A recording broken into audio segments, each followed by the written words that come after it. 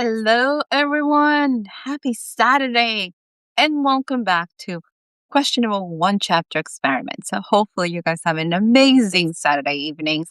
I am a little bit tired. I have actually been all day teaching. I can't complain really much. It was an amazing day. Had Rotary training with amazing Rotarians. It was absolutely fabulous. I'm just a little tired, but we said we're going to do this. We're going to commit. And I don't know how you guys feel about this, but if I don't stick to it, I tend to get easily distracted and nothing happens. So we said we're gonna do this every week until I get very comfortable at reading to you guys. So we're just gonna play around. So welcome back if you were here last week. So when I first started 2 weeks ago, 3 weeks ago, actually three, my goal was to read you chapter one of my books and see if I can convert you to one of my readers. That was the goal. And then last week, I had this great idea that, you know what? Why don't I just read you chapter one and maybe my favorite chapter of the books? Because I was reading Plague. So, if you were here last week, you probably realized that when I first started writing Plague, or when Plague came out, it was probably one of the most frustrating second books to write to me. To publish the whole thing was just a giant fiasco. And for whatever reason, I took it out of this book. I was like, it's all your fault. I hated this book. Everything about it was driving me insane. It took me a few years to actually be like, let's go back and figure it out. It is actually one of my favorites. I have to admit it now. It is actually pretty funny, tons of dark humor, and kind of a little bit of the space in my life that I'm in. So I'm going to give you some little backstory on that. In case you're wondering, I'm DC. I'm an urban fantasy author that dabbles in a bunch of different things. So book one in the series, The Intern Diaries, and the Intern Diaries is Death Intern. So basically, book two happens to be like a leash. You don't have to read book one. Kind of works out that way. Books one, two, and three, you can read in any order. You're pretty okay. After that, you have to kind of pick up the series, or else you're like, what is going on? The fun thing is, when I wrote Death, Plague is technically not my second book, believe it or not. I actually wrote a children's book in between these two. So I wrote Charlie, What's Your Talent? And I have a amazing nephew who was a little when I wrote this book. And actually, this is Charlie Dare to Dream. So Charlie Was Your Talents book too. When I wrote it, I really wanted my nephew to not be 35 and figured out what he was good at. So that's what that book was. So I didn't have, I guess, to some extent, that sophomore book scenario. So I had an opportunity to really had a lot of fun writing play. So one of my favorite chapters in this, and I'm going to give you a little backstory, is Isis goes on a date. So when I moved, I live in Texarkana. The book takes place in my area. And when I first moved here, and I happened to be single at the time, it felt like everybody was trying to beat this out of me. I felt like everybody wanted to hook me up on a date. To me, like it didn't matter where I went. Everybody was like, "Oh my god, I have this friend, I have this family member," and it didn't matter who they were. It was like, "You're single? I think you need a date." So this is kind of those pieces of life because most authors, we write what we know, let's be honest. We write the things that we experience and things that we see. So it became kind of the fun thing about it. I was like, does everybody want to send me on a date? So Isis, our super fabulous heroine, happens to be 8 months on the job. So she's not brand new anymore. She's been working for Death. She's destined to North America. She just happens to have Constantine, the Fardas real talking cat, as her guardian and mentor. Bob, disclaimer, if you read book one, Bob's back. Bartholomew is, boy genius. So the boys are convinced that Isis needs to have a life because she's just, I don't know, been working 8 months nonstop and she needs to have a life. So their job, in order to help them, is they set her up on a blind date. So this is where we're picking up. So if you guys are just joining us, I'm going to kind of read to you probably one of my favorite chapters in this book. Because if I had to go on a date, and for a person who's been in so many insane dates, this would be it. This is like the date for hell. So if I ever actually decided to label my chapters, which I normally don't, this is a date from hell. Like this is Isis' date from hell. And it's actually chapter 15 on Plague Unleashed. So disclaimer for everybody, remember, I am not a professional narrator. I am an urban fantasy author. She's having some fun with you guys. So let me know what you guys think. Questionable. just one chapter experiment. Can I convert you to read this book just from listening to this chapter? That's the question. So let's go and jump into the amazing adventures of Isis. Let me know what you guys think in the comments. Let me know where you guys are watching me from and where you're joining. So let's see what we have. So, chapter 15, and here we go. I love libraries and bookstores. There was something about books that was comforting. After dropping Shorty at the Jeep dealership, I headed to the library downtown. The dealership had moved to Walton Drive around the corner from Walmart. Shorty said he was meeting a guy there for business. I had learned it was safer not to ask too many questions when it came to Shorty's business. I did not want to be accessorized with any unnecessary information. The dealership was nowhere near where I was going, but it wasn't like I was walking. So taking him was not a problem. The ride was not boring. I got to hear his stories on the alien takeover. Even Shorty had crazy conspiracy theories. I hope they were just crazy theories. My reading selection had drastically changed, something that was driving me nuts. I couldn't find a new genre that was fun and didn't make me think of work. Even the mystery cat books that were my regular easy read were hard to follow after living with Constantine. I stumbled into the arts and craft area and decided to pick up a hobby. Photography sounded like a fun, and they had tons of books on how to take and develop black and white photos. Yep, here I found a new area and something to do. It was a win-win. By the way, when you start writing in a genre you love to read, reading books that you enjoy should seem like work. So Isis and I could relate because I was like, I need something to read, but everything I was reading sounded like the same thing I was writing. And I was like, what am I stuck with? So welcome to the life of a writer. So this is what I was feeling with Isis. Here we are. I was still pretty cheerful when I pulled up into to the Pet Mars parking lot. The boys, mystery men, sent me a text to meet him in front of this chain store at 12:30. Who meets at PetSmart? Maybe we were going to the restaurant next to it, the Catch. Then again, if we were going there, why didn't he just say that? I was super nervous, and today, I hated my obsession with being early. I didn't want to get out of the ladybug, so it was precisely 12:30 when I walked out. It was adoption day at Petmar, so there were groups outside with the cutest puppy. I wonder how bad Constantine would take it if I brought home a dog. P.S. Ladybug happens to be Isis's Mini Cooper. And yes, I label all of my vehicles in my car, so I apologize for that. Just kind of giving you guys a heads up with that. Kind of filling in the blanks. I remember Constantine happens to be a talking cat. So bringing a dog home might not be a good idea for Isis, but who knows? Isis? Is that you? A nasally voice called from behind me. I turned around a little worried. Yes? Can I help you? I asked. It's me, William. Didn't Bob give you my picture? He sent me a copy of yours. William was my date. And true to his word, he was holding a smiling picture of me on his phone. No, he didn't. He probably forgot us. We've been so busy. Sure thing, he forgot. He didn't show me a picture because I would have never shown up. William was a weird combination of Shelton and Steve Urkel with a pair of BCGs on red hair. BCG stood for birth control glasses, as the soldier called that style. He was skinny, maybe 5 feet 7 inches, and he looked fragile. I probably could break him in half. Now he was smiling like crazy at me. Well, I'm glad he sent me yours. This could have been awkward. Nice to meet you. He extended his hand. His grip was like a wet fish. Charlie limped. Oh, I was going to kill the boys. Nice to meet you. I wanted to wipe my hands on my pants, but that would have been rude. So, Bob said we're having lunch? Do you have a place in mind? How's that going to get out of this? Yes, we're going to my favorite place, Cece's, across the street. I hope you don't mind meeting here. I needed to pick up a few things for my cats and didn't want to forget. I was speechless. We're going on a date to Cece's? The buffet pizza place? Was he kidding?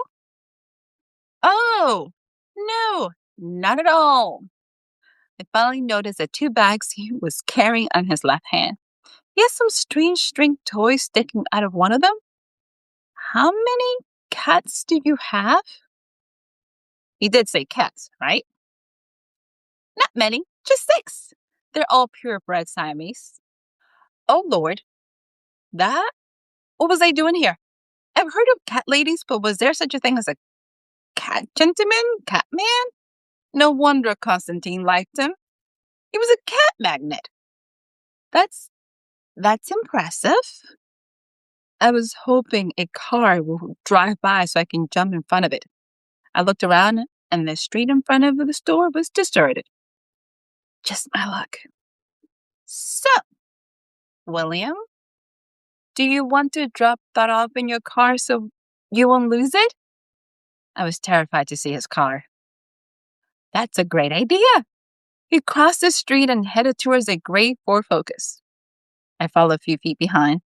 He was a single guy who, according to his background check, made really good money. Why was he driving a family car? This had to be a joke.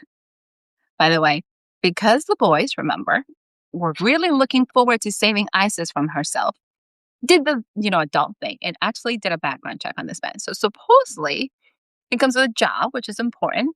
That's well, and obviously likes cats. So Constantine, that was a winner. So not so much in Isis' department, but he has a job. So that was kind of highlight for them. And the background check passed. I guess he has a really good credit score too. That was important.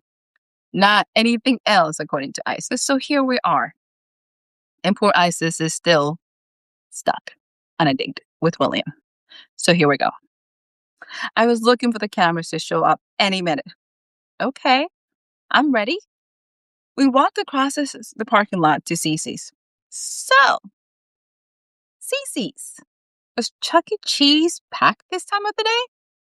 I knew I was nervous because I was cracking jokes. I wasn't expecting his reaction. He stopped in the middle of the street to look at me. No offense, but Chuck E. Cheese is not for first dates. You have to build to that. He shook his head and started walking again. Took me a minute to process all of that. He was serious. I was in the twilight zone. I needed to find a fast-moving vehicle soon and put myself out of this misery. We made it to the restaurant and he opened the door for me. Well, that was a small blessing. I smiled, but I wasn't sure how to act. I'd never been to an all-you-can-eat pizza place for a date. I hope you don't mind that I opened the door for you. Bob mentioned you were a very progressive kind of girl. So I figured we will go Dutch. So I wouldn't insult your liberal ways. It was a blessing I got paid well, or will make Constantine and Bob reimburse me for this disaster. Sure thing. We headed to the register to pay. Hi, Mr. Williams. Welcome back. The very cheery teenager girl behind the register told my quirky date, your regular booth is open. Thanks, Margaret. He gave her a huge smile, which was a little creepy for my taste. I got connections here, he whispered to me. I was hoping he left them a great tip. Margaret was not nearly as friendly to me. I followed Mr. Charisma to his favorite booth. I was amazed how everyone knew him. I was wondering if this is how I looked when I walked into Beat Jokes. Beat Jokes happens to be a barbecue place that she goes to, even though she doesn't eat meat. But hey, don't ask questions. Isis obviously has other issues to worry about now. I was praying it wasn't so. The place was pretty packed for a weekday. It seemed like all of the stay-at-home moms were here with their kids. Every once in a while, a new lady waved at William and he gave them a casual nod of acknowledgement. I guess, if you're the only man in a group of women with kids, you got it going on. Maybe that was why he liked this place. I, on the other hand, felt odd, old, and out of place. So, how do you like your job? Because I love mine. I got to meet all sorts of interesting people and see cool places. One time, I blanked William out. I made all the appropriate sounds like I was listening. Instead, I started paying attention to all the other patrons. There was no need to hear what he was saying. Every question he asked, he answered himself. This was going to be the longest lunch of my life. William, are you okay? I asked him after 20 minutes of his nonstop talking. He was sweating profusely. His skin had turned a weird yellowish color, almost jaundice. Yeah, I'm fine. I went to the doctor 4 days ago. I think I have the flu again. I was feeling achy, shivering, runny nose. I tested negative for the flu. Today, I feel better. That's why I didn't cancel. Now I just have a bit of a headache.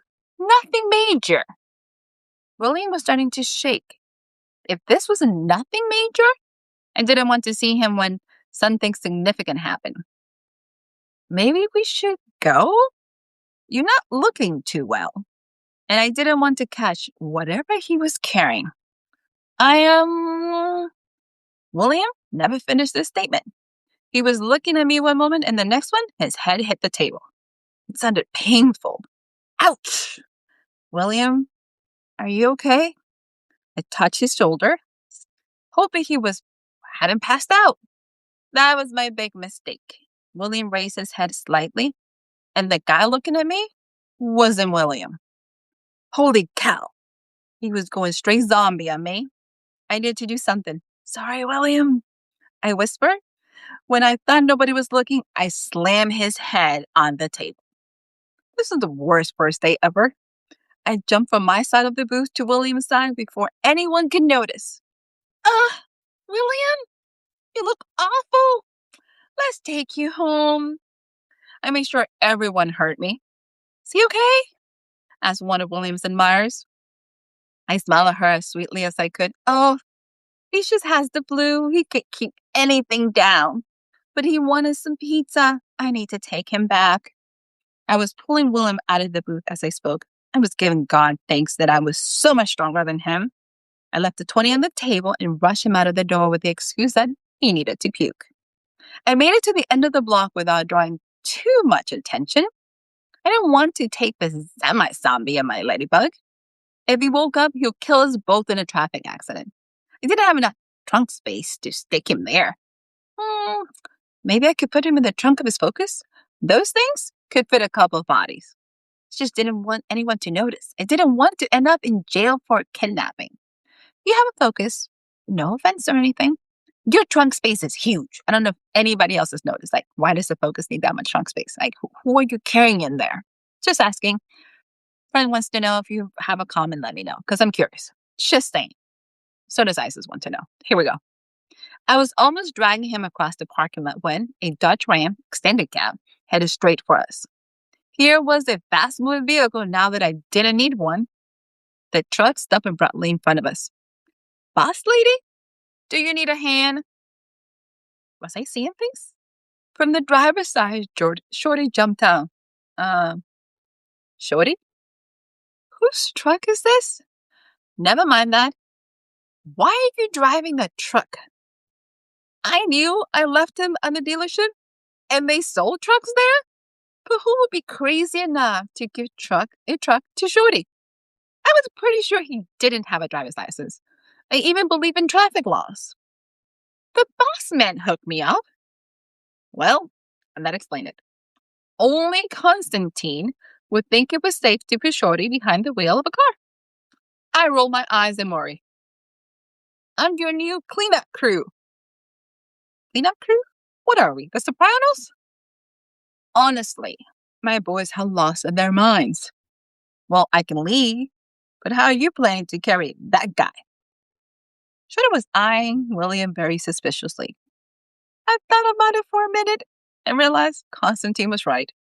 It wasn't like I could go driving around picking up zombies and ladybug. Good point. Help me get him in the back.